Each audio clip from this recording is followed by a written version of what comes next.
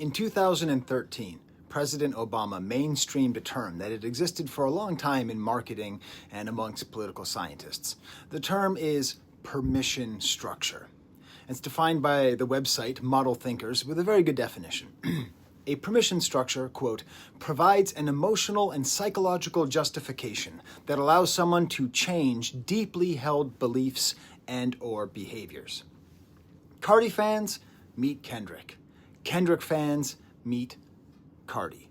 Thank you for auditing the Always Positivity Music Review Show, hosted by a French professor who's going to do a review of the new Playboi Carti album. I'm so excited. I can't even tell you. I'm going to do a whole review. It'll hopefully be out this weekend, but I have to talk about this one song. I have to talk about the song Good Credit by featuring Kendrick by Playboi Carti. And listen, this is a collaboration of two of the best rappers alive, okay? Two of the most important genre-defining, epoch-defining rappers that could possibly exist. Yet I know and I have seen many people are surprised. And I need to tell you this.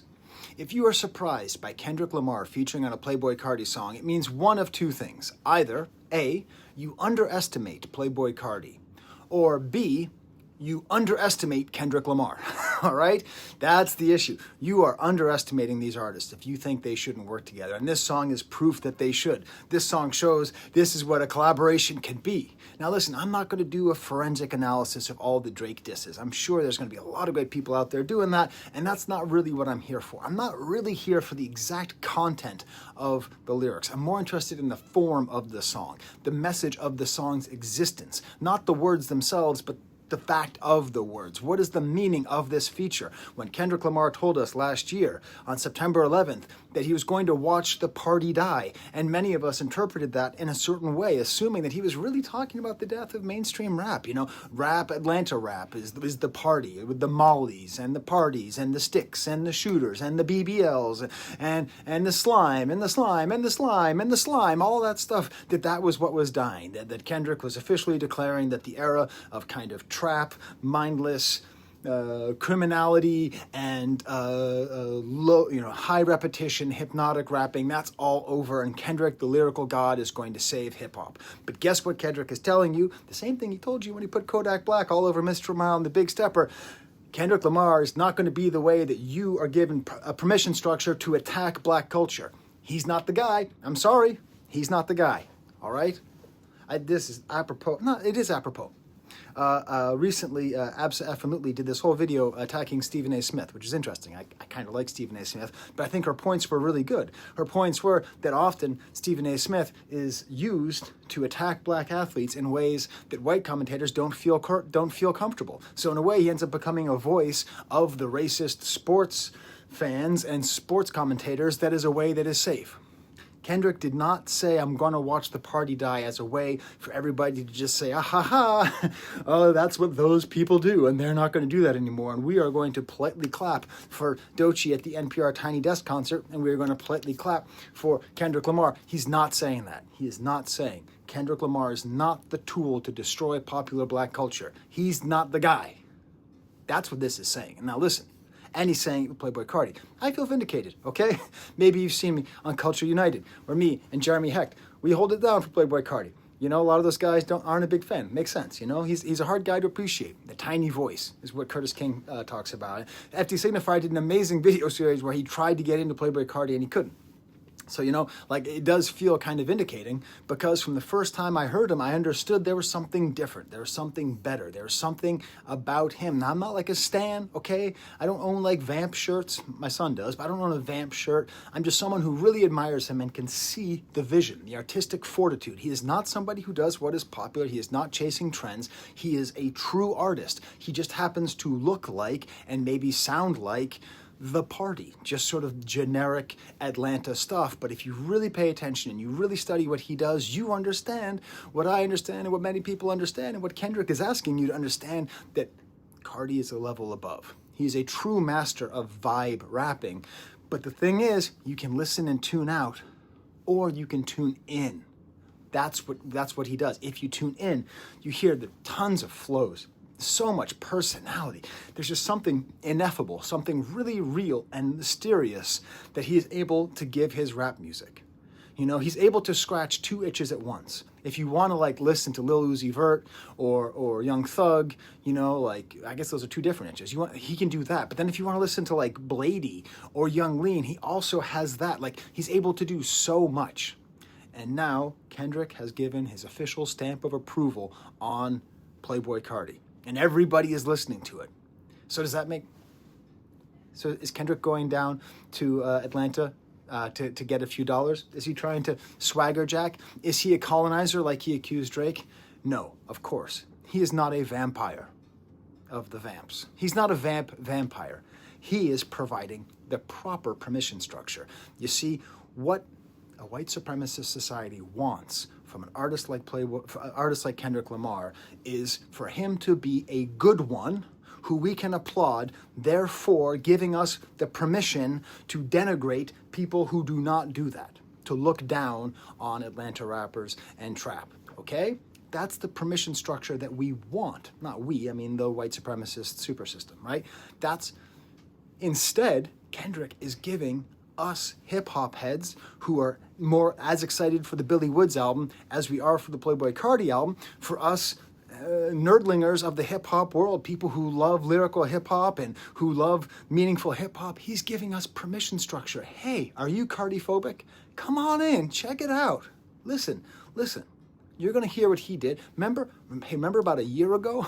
Remember a year ago like that? That was fun. Do you remember that? And unfortunately, Future was like, oh, I'm going to have a spotlight? How about I spit the most repulsive misogynist filth I can? But still, that was the same basic idea. He is giving a permission structure to listen to Future, and he's giving a permission structure to listen to Cardi. And Cardi is giving a permission structure to the young kids who might feel alienated by this beef, who might feel alienated by Kendrick saying, let the party die. You're 18, 19 years old, and you're going out and you're partying, and you're doing Molly, and you're trying to hook up with chicks, and you're listening to music, and all of a sudden someone's like, the party's gotta die. You have to only listen to Christian rap now. You might be like, oh, come on, man. Come on, I don't want to listen to my dad lecture me about how to listen to rap music. No, Cardi's saying, he's cool, let's let him in. Nobody is looking down on anybody. And that's the power, that's the strength, that's the unity. That's the power that Kendrick has. And I'm not going to go into the Drake disses, but the whole thing is a Drake diss. It's not even a Drake diss. It's showing what he can do. He is doing what Drake can't do. Drake can only colonize, can only vampirically swagger jack and try to take the youth and the vigor from people, okay? He is just in this space and comfortable and totally alien from it. He's like, what the hell is Kendrick doing here? What the hell was Kodak Black doing on the Mr. Morale and the Big Steppers? Apologies go to the Dissect podcast, because I've been listening to the episode all about Kodak Black, and it's awesome. And I was halfway finished. I was going to finish it today, but now all I'm going to do is listen to Playboi Carti. So have a listen to it, though. It's quite good, you know? It's an attack on people who attempted to talk to you about real hip-hop. Another very good upcoming YouTuber, Kiki, Kexke, has a video all about like real hip-hop heads and about how their comment section is often filled with people saying like, don't talk about Young Thug, I only like real hip-hop. That kind of stuff. Anytime is someone talking about real hip-hop and what is or is not, be careful, because it might unwillingly be dog whistly. It really might be. And I felt that way since like 1996. The first time I heard someone say like, that's not real hip hop, it can have that kind of feeling. Kendrick is making sure we know that the us and the them, it's not Kendrick and Black Thought versus Kodak Black and Playboi Carti. All right? That's all us.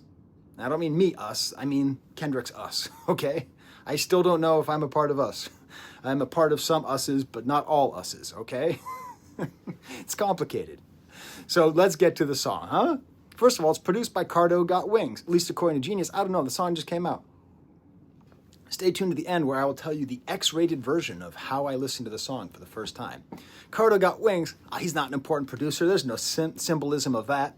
Co-producer of Euphoria and Luther and God's Plan by Drake. Hey, Cardo Got Wings. It's got the full Cardi style. It's not a Kendrick style beat with Cardi. It is a Cardi style beat with Kendrick. blown out. Just blown out, man. You're too old. You're too old. I don't blame you for being too old. I'm too old too, but I don't know. I just try to stay mentally flexible, so I love Playboi Carti. I don't know what to tell you. I don't know what to tell you, pal, but I love it. I love these blared out synths, but it does more. It's not these little tiny descending notes at the end of the phrase. Bing, bing, bing, bing, bing, bing. And then on the next set of bars, it'll go up. Bing, bing, bing, bing, bing, bing. It's a very, actually pretty delicate beat. And the beat's not full trap hi-hats. It's not full...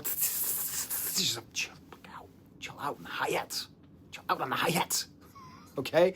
They are chilling out on the hi-hats, which gives more space for this bass, which is just rumbling and modulating from time to time. It's completely blown out. And if you have not listened to this song, so loud that it hurts your ears while you are driving past the Frederick Douglass International Airport, then you have not listened to this song, everybody. You have to blast this song. And it's perfect for the repetitious, hypnotic flow of Cardi in the chorus, you know? But then it modulates up for Kendrick. Just simple, just a little bit. Might be a half step, might be a full step, but it's just a little tiny module. It's not a whole new part. It's not a beat switch. It's just because they're not trying to say, right, they're not going to go and then click into some sound wave beat that's perfect for Kendrick. No, Kendrick is a visitor. He is a visitor in this Atlanta vamp space. He is not going to try to take over and do things his way. He is going to do things his way in their style. That's what he's doing. And he shows up and there's just added some angelic sounds, which are perfect because it ties into the whole theme of this being the evil twin. And this, Kendrick is understanding. He sees the breadth of hip-hop and the breadth of the artistic expression, and he knows that he is as valid as Playboi is as valid as Kendrick. He understands that. Sidebar, that's the greatest diss on Drake you can possibly have because he's not even in that.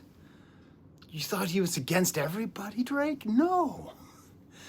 And this higher note, I think, is because Kendrick's voice is higher. Because as we will see, you know, Playboi is just doing his sort of low voice. He's got many different flows. He's got a low voice. I'm Playboi Carti. I'm going to rap a little bit like Luca Brasi. I hope that your first child is a masculine one. Okay? Like, and there's a certain part. And I'm not even talking about lyrics. I'm just talking about, there's a part where the voice goes out and the bass buzzes higher, and put it in your fucking car. Okay? If you don't have a car, put it in your headphones and hurt your ears, okay? I don't believe in hurting your ears. I wear earplugs to every concert I go to, but for this song, at least one time, you have to listen to it till it just blows out your goddamn eardrums because it's such a good beat. It's a perfect Cardi beat. It's just blown out and chaotic, and it makes you feel skitchy. And then the drums and bass go out, and it's just the angelic ha ha ha in the back with him rapping. And then the full beat comes back. He had gone away. He had changed Playboi Carti's beat, but the song ends with the original Playboi Carti beat with beep beep boop boop boop boop boop boop boop boop boop boop right there as well. Now let's get into the lyrics. Let's get into this opening skit. Good credit. I don't know who's saying this. I suspect it is someone from Louisiana, because this is a French pronunciation of the word credit. Good credit, okay? And it's all about like being excited. It must come from an Instagram thing. At this point, you probably know. It's probably on Lyric Genius. It's probably been found. But you know what I've done to prep for this song? I have just listened to the song since I woke up, just over and over and over and over and over and over and over again. That's my prep. That's my prep. I'm not sitting there on Genius trying to click. I don't know all the words, what they all mean. I don't know where this comes from, but I know what it means. The excitement of having good credit, the excitement of feeling like you make it, feeling like Home Depot is going to give you enough credit to have $35,000. Also credit, you know, like the credit in, maybe the credit in the culture, you know what I'm saying? Like Kendrick's credit is good. He can just pop in over here. Cardi's credit is good. He can just pop in over here. It's this total hilarious, and it's also just I mean, I might be going too far here, but whoever this is that's talking, they're rapping. Like, it's so, like, rhythmic. Now I'm about to apply for Home Depot credit. Now I got $35,000 credit. Like, it has this whole flow. And there's even a little break here. It says, we got a temporary receipt. And then the beat starts. All I got to do is show her to the cashier. She going to let it slide through. And then it repeats. So just this speech, this natural speech of whoever this is that's saying this becomes like a song in and of itself. This joy at some level of financial autonomy and credit, which of course is often seen as a tool of class war. So credit can be a tool of class war. I talk about it all the time. Whenever I drive through New York City, I only listen to Hot 97. Okay, I only listen to Hot 97. That's my word, to quote a great criminal. I want to be heard every day on Hot 97. That's my word. So you listen to Hot 97, and the commercials are always the same. There's 2 commercials that air on Hot 97 in different variations. No credit, no money, no problem. Come on down and we will sell you a car. Next commercial. Low credit, we can help you get out of credit debt. It's this back and forth thing. There's a whole predatory world that exists of putting poor people into massive credit debt. Okay, it's not racial, it's class-based, but it happens to affect anybody. And so having good credit is a real symbol, right? like that's more than flashing money, is having good credit. So let's talk about the Cardi verse. How many flows does this guy have? Who has more flows, Kendrick or Cardi? Oh, you just threw something at your computer. I don't blame you, because I just implied that the goatest of all Gorns might have but listen, Cardi's got so many flows. I know, you just think of him as a joker, but he's not. Here he's doing his Luca Brasi flow, where he's like, he's barely even, man, don't smoke, everybody. He's famous for popularizing smoking. Don't smoke. He's like, his really low voice with his heavy accent, right? We call him tiny voice. Where, Sway? Where's the tiny voice? There's no tiny voice. This asthmatic low voice. Piercings all on my lips. I can't kiss no hoe. Outside I roll them dice, I'm pouring 2 pints on the floor. Just talking about himself and tattoos on his face, and I know killers and the A, and he's just talking about Cardi stuff. And it seems like a lot of it's improvised, and this is the whole thing. You can't judge artists based on genres that they don't do, okay? Like, he doesn't do lyrical rap. That's not his rap. That's not his style. He does largely improvised, or at least improvised sounding, or at least quickly put together rap songs to go over a certain kind of beat to elicit a certain kind of emotion and a certain kind of effect on the listener. You can't compare it, okay? You can't say that Mozart was terrible at painting. I don't know. He might have been okay at painting, but you can't say Raphael was terrible at composing. Like, these are just different arts. So just let us and I'm telling you, you now have the permission structure to revise your position on Playboi Carti, okay? You had it with Whole Lotta Red, but no one took it. I was like the only guy, I don't know if it's the only guy, I was one of the few guys on the internet who was talking about Whole Lotta Red being great from week 1. I knew it was great. I could hear it because I could hear the artistry. That's who Playboi Carti is. And he even talks about it. I got too many flows, everybody on wait. Once I get on that road, nobody gone wait, all right? Ending with the same word, wait and wait, all right? Very simple. Nobody, everybody, gone on. Simple rhyming, not mastery of rhyming, but mastery of this flow. And then he gets into his little like chorusy thing where he repeats things, okay? Now, I did take a peek at Lyric Genius, and it says moving them boulders as opposed to moving them bodies. I hear bodies. Maybe it's boulders. I don't know. But it's just moving them bodies. Moving them bodies. He even says like, it's like fuss so good. Like talking about like F her so good. I think that's the lyric. He just turns into like fuss so good. Like he's just compressing everything, just compressing it down. It's just the simplest units of enunciation. And DJ Swamp Izzo is all over this album. And it's just this great statement of this great Southern, I think it's from South Carolina, like mixtape master, sort of like what Tyler did with Call Me If You Get Lost, but maybe in a different way, like creating, it had this feeling of a mixtape and some kind of like connection. And it's just this beautiful celebration of the culture. The hip-hop culture, of which I am a tourist. I'm not saying I'm a member. I'm just visiting. I'm just looking. I'm just observing. Hi, everybody. How's it going? Okay. I am lacking the context. I am lacking the life experience to properly contextualize, as Justin Hunt would say. Okay. But just let's break down Kendrick's verse, because how many flows does he have? At 1 minute and 45 seconds, his traditional style. 1 minute and 58 seconds, he has this emphasized last syllable. And then at 2 minutes and 3 seconds, he does an unhinged laugh and starts going into Usher Dog style, where he just rhymes everything with something dog, something dog, something dog. And then at 2 minutes and 18 seconds, it's a little bit more emphatic. And then we get to 2 minutes and 27 seconds, the money is nothing bit, where it's just his relentless rat-a-tat-tat style. He's messing around with speeding up and slowing down and throwing more in and taking breaks and laughing and allowing for viral moments like when he laughs.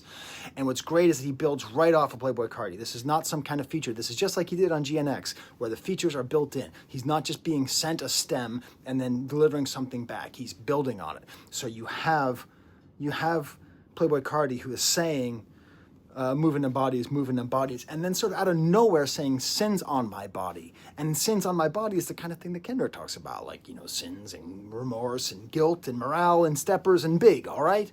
And so then that's the segue. As it modulates up, Kendrick takes the ball, takes the baton, okay, and goes sins on my body. So he's right connected, right there, okay? What's the difference between Playboi Carti and Kendrick Lamar? About 2,000 miles, all right? Sins on my body, and that's on my kids. I kid with nobody. Kendrick.